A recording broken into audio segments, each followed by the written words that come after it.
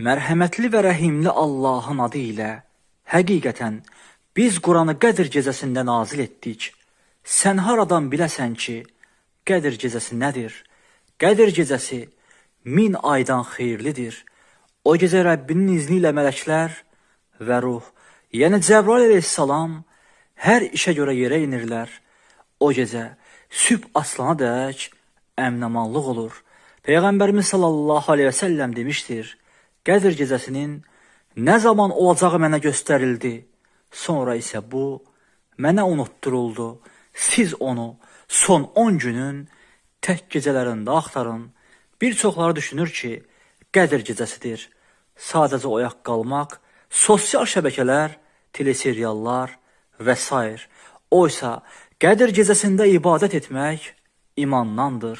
Peyğəmbərimiz sallallahu aleyhi və səlləm demişdir, hər kəs Qədr gecəsində imanla mükafatını yalnız Allahdan umaraq ibadət edərsə, keçmiş günahları bağışlanar.